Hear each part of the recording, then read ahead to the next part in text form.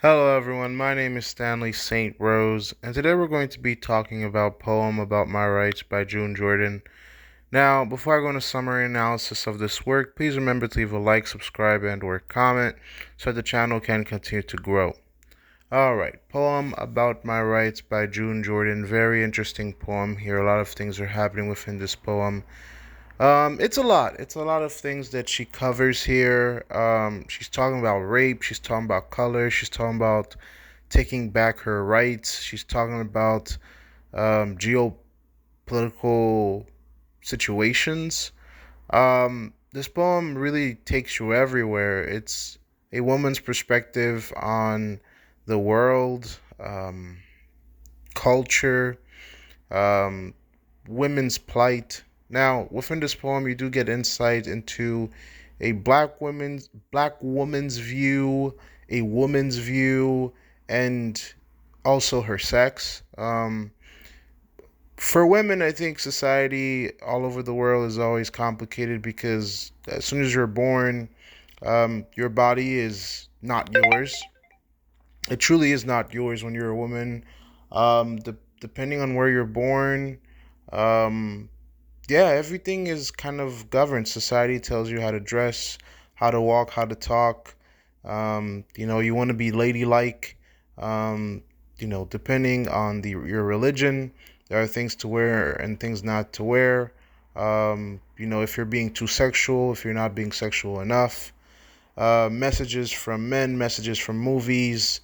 Um, I mean, rape is also another thing. Um, how rape is talked about in terms of the law, in terms of culture, in terms of the media. Sometimes, when it comes to the law, there's specific. A woman can't just say, this and this happened to me by this man. There needs to be evidence. There needs to be a court case. So this poem is very raw. There's a part of the poem where she says like, a person can penetrate you, but if they don't leave slime, or if they don't leave, pretty much, we're for being adults here, if they don't leave semen behind, then it doesn't count as a rape. I don't know if that was in the books, on the books of some type of court, if that was ever part of a legal system or part of the law somewhere. Um, by every acknowledgement of the law, I don't think that is the case today. But if that was ever the case anywhere, that's just horrific to think about. Um, her color. If you're a woman, you have to think about the time that you're going outside. You have to think about your skin color, your hair. Um, Society talks about all of that. How your face look, how your nails look, how your feet look, how your body looks, how you're presenting yourself. Um, this is something that's very well covered within this work. Um, the speaker of the poem is talking about how her father wanted a boy, and how she shouldn't go chasing after men, and how she should have been a boy anyway. There's lots of parents around the world that just want boys because, well, economic reasons, social reasons, culture reasons. So this poem is very raw. I think mentally for women growing up, depending on the family that you were born in, there's all types of pressures and situations that are reflected upon you, um, that you have to live through. I mean, this is, in terms of deeper meaning, the speaker here is taking back power, or is being resilient, being like pushing back on reclaiming who she is.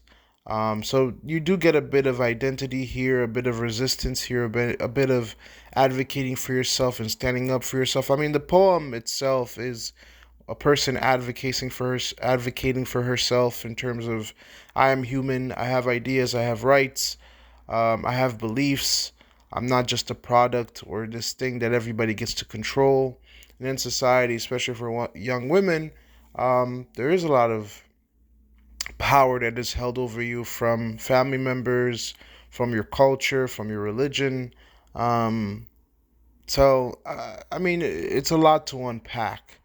It's a lot to unpack. And it's very, again, this is, in terms of emotion and tone, this is a very raw, in your face poem. It doesn't leave anything to the imagination. It just, every line is something that is probably that requires a debate, because it just it dives into culture, into geopolitics, into emotions and feelings, um, and it kind of leaves you like, yo, this is women. This is the things that women have to go through. It's different between, I mean, especially when you put it in the viewpoint of a black woman.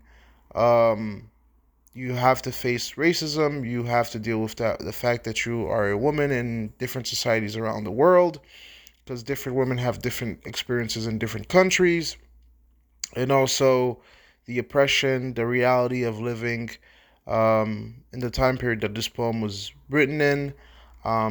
Again, it's a lot to unpack here, but that's all I had to say about it. Please remember to leave a like, subscribe, and or comment, and I'll see you guys in the next video.